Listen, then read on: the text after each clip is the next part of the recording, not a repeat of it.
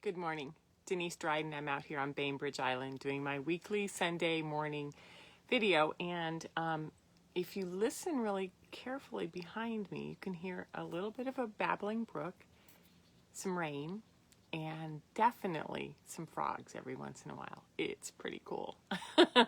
So today I want to talk about the gut intelligence, and I want to build a platform, and then I want to take you to a place that it started to come to me last night, and I'm thinking that this is super important to talk about. So just hang in there with me. I'm going to find a little button up here that my screen keeps coming up. So gut intelligence. I want to talk about it today. So part of the work that I did with Transformational Presence and Alan Seal was that we worked with the three intelligences. And so when I bring families and parents on board, we try to develop these three intelligences, right? So we have the first one, which is our head, right? It's where language, cognition, consciousness, it's where logic, it's where everything sort of is put together. This is our head intelligence. We're really used to this one, right? And it's where we recognize things and we put things into patterns. So it's all, sort of like our little computer brain. And the term for this is I think, okay? The next is our heart intelligence, right? Which is, it's our cardiac brain. It's where our sensitivities, it's where our feelings and our emotions reside. It's where we emotionally allow ourselves to feel things.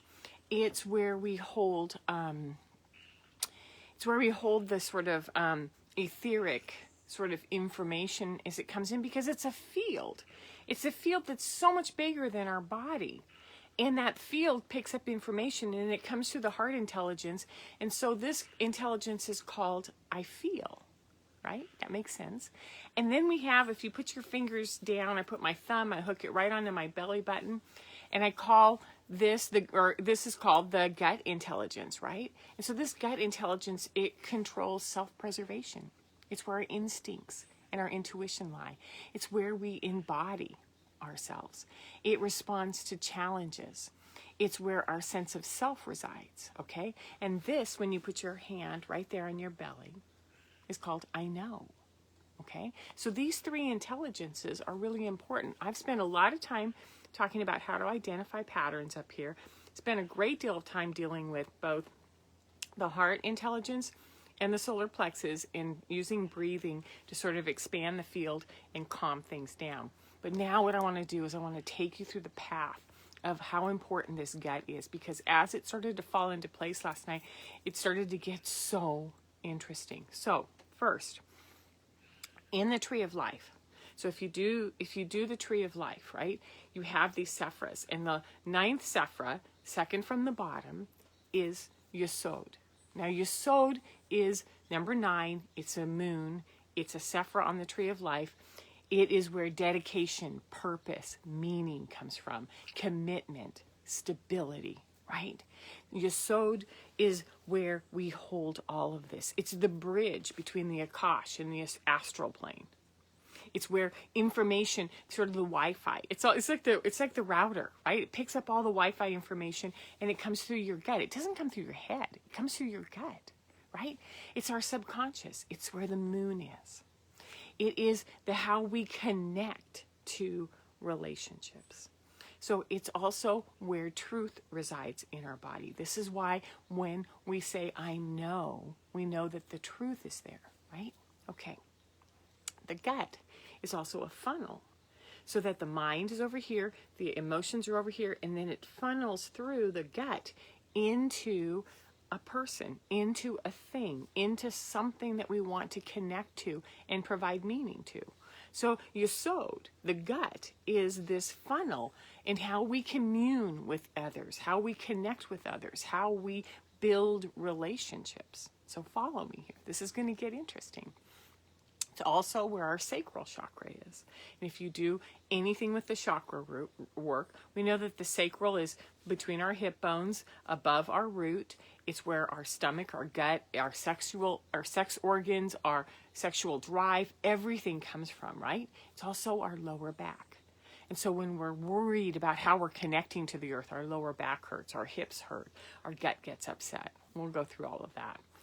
It is the epicenter for connecting to all the fields into embodiment. Whether we use the sacral, whether we use yesod, whether we use the gut term, it is where we identify, I'm here on this earth, I'm in physical form, and I am manifesting the life that I want to create. It all happens in the gut, okay?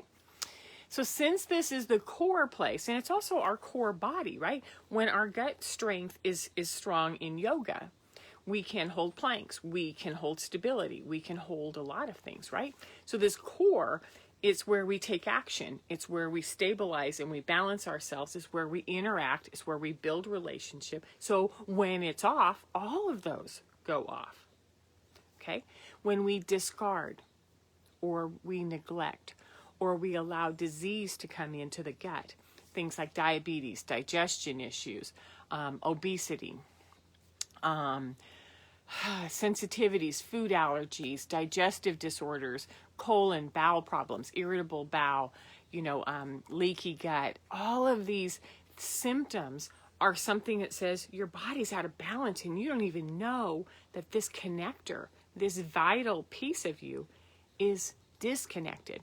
So I was speaking to a women's group this Thursday called with the People Group and Aaron Webb's work, and we were talking about how, if you can imagine, here's like the whole wide, everything that comes into us, the astral plane, our imagination, our creativity, everything of who we are, our soul, everything is just I'm just going to say it's like a truck and a trailer, right? And at the base of the truck is a trailer hitch, right? And behind it is the physical thing that you want to take with you. Here's the trailer. Here's the thing we're going to drag. The gut is this binder that keeps how we do the physical with all of the ethereal things that we want to do. So this gut has to be in shape. So when it's diseased or when it's discarded or when it's ignored, it is a big problem for us. So what if the lifestyle that we've created or the foods we eat are shutting down our ability to, number one, be independent. Number two, it creates lethargic living, where we don't know who we are or what we want and why get off the couch. We're unable to sustain relationships. We don't know how to connect to intimacy. We can't feel our intuition, and we can't access our wisdom. It all comes from our gut. So when we look a little bit further, this is where it gets interesting, is that when we look at especially Western American food production, manipulation, processing, and packaging, we have a lot of things that have been done to our food that interfere with our digestion, our gut, whether it is the presence of genetically modified foods, chemicals that are induced in the harvesting or in the processing mode, whether it's all of the ingredients that are added in packaging, whether it's the plastic, the foil, the way that it's packaged, all of this affects our gut. So if we are controlled by food, and food is what has to go through our gut in order to get the nutrients, in order to get in order to sustain ourselves, then it makes sense that when you look back on things like who controls the food and who controls the water, controls our ability to connect and commune together in intimacy, in community, and in truth. So we look at the food shortages that have gone on through history. You want to shut down a group, you cut off their food.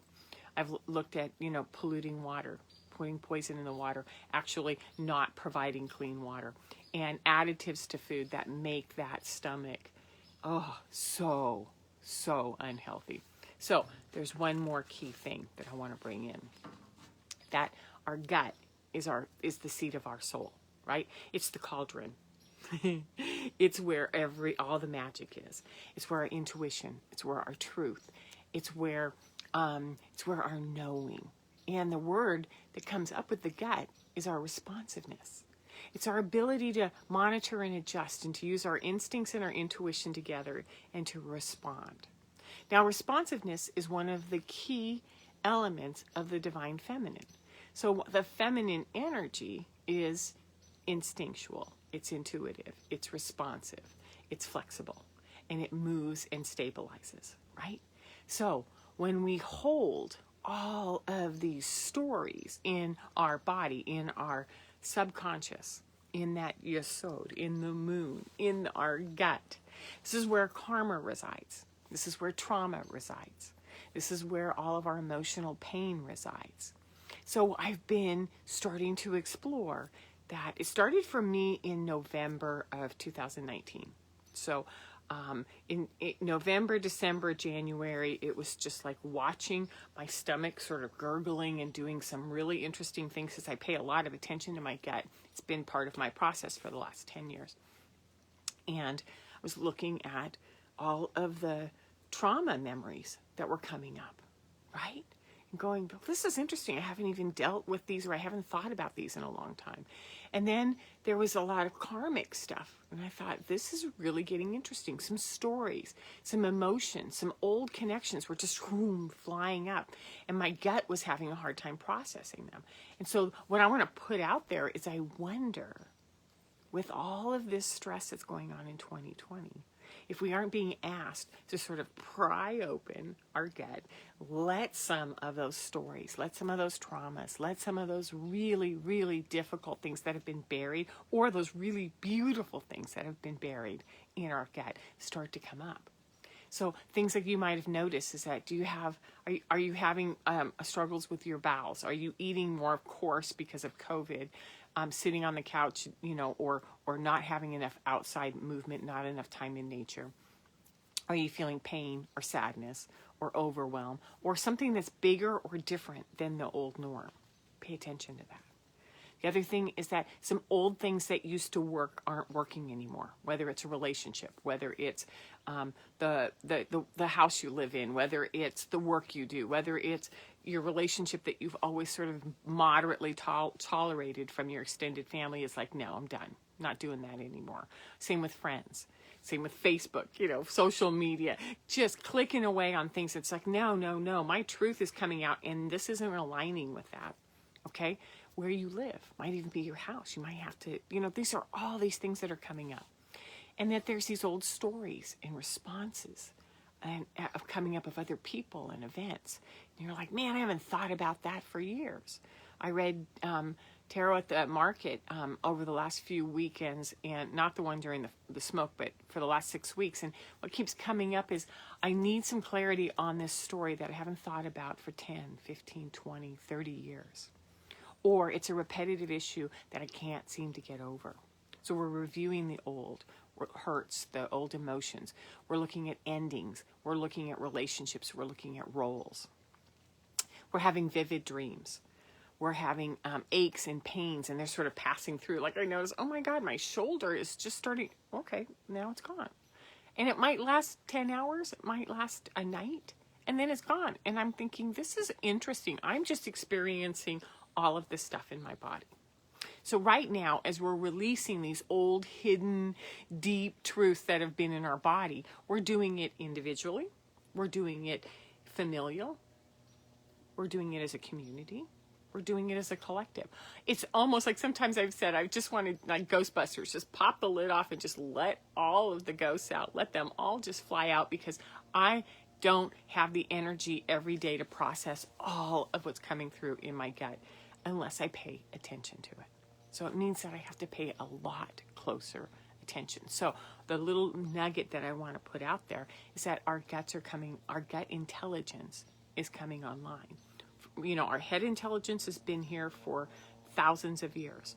Our heart intelligence has been coming up stronger and stronger over the last 10, 15 years, especially the last 5 with all the work that Heart Math is doing, with all the Schumann resonance, with everything that we're looking at. The heart has been working. Now, all of a sudden, bingo, our gut intelligence is coming online, and it's time to do something about that.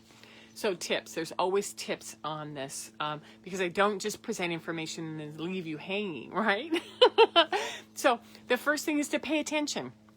Pay attention to what's between your hip bones. Pay attention to your stomach, the 21 feet of small intestines, your large intestines, your bowels, your bowel movements. Pay attention to the gurgling. Pay attention to the sedentary. Pay attention are things flowing or are they stuck? Is it irritated? Is it calm? These are really important things to do, and talk to your gut. Kind of like, I like to sort of rub my belly and go like, it's going to be okay. I shouldn't have eaten that, but we're just going to let that one go. And then we're just going to keep processing this through, right? Because this is the cauldron. This is the seat of the soul. We want a relationship with this. Number 2, water. Keep hydrated. Up your doses of water. Make sure you're also getting some lemon juice in the morning in your water. Make sure that you are doing magnesium and electrolytes, and that things are moving and sustaining you, because your gut has been shut down and sort of irritable for so long that it doesn't really know how to absorb very much, and it isn't working. So we want to start getting it happy. Okay. Number 3, pay attention to food and diet. Pay attention to packaged processed foods. Pay attention to what makes your, that bloated food baby in your belly, right? Or what flows through. I've been doing a lot of khichdi, which is an Indian base food, and I've done that in a video before. If you want to go back to that, or if you want that, just drop me a message and I can post that recipe again. What it does is it soothes the belly, and it soothes things so they can start to move. What we're looking at is how to reduce the stress and drama in your gut. Number 4, make sure that you're doing yoga and stretches, because what we do is we want to build that core, but we also want to turn, and we want to like squeeze out and open and squeeze and open all of these gut systems so that they have some movement. If you just sit like this and it's toxic and polluted, it's not going to work. So we have to twist it, and we have to move it. So yoga is really good, even if it's 10-15 minutes a day. Make sure you're doing some stretches. Number 5, develop your intuition, your clairvoyant skills. When you're using your imagination, when you can connect to the astral place, whether it's tarot or divination tools. Tarot has become a sort of a lifeline for me, because it's a way for me to use symbols and to have reminders and remembering things that are coming in, because we want to start learning the language of energy and intuition, and we want to start building that up. So start working on your intuition and your clairvoyant skills. Number 6, it helps if you follow the lunar cycle. It's a 28-day cycle. It has a new moon. 14 days later, it has a full moon. 14 days later, it has a new moon. Within each of these, as it's building or as it's waning, as it's waxing or waning, the idea is that if we follow that and we ask what the moon needs us for, the moon is connected to our gut. So by looking at the moon outside, we're reminding ourselves of what we need to do on the inside. So I'm on my 3rd year of doing the moon phases every single 28 days. And I was inspired by a woman who has about 2 years ahead of me. And we have used the mystery school training we have on the moon phases.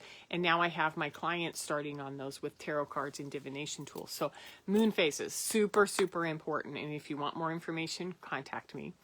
And number 7, to be responsive, to be wise, to be patient, to be gentle, strong, focused. What you're doing right now is really, really, really big work. If we want to say that the most important thing we could do as a human being on this planet at this time is to bring the gut intelligence online, because it's the one thing that holds the truth, holds our wisdom, helps us remember who we are, and it's where our self-confidence, our self-worth, it's where our connection to others resides. So if you want more information on this, you can always get a hold of me through DeniseDrydenCoaching.com. Have a wonderful day. If you like this, like it, subscribe on YouTube, do whatever you need to do to keep these going, because I love talking to you each Sunday. You have a good Sunday. I'll talk to you next week. Take care. Bye-bye.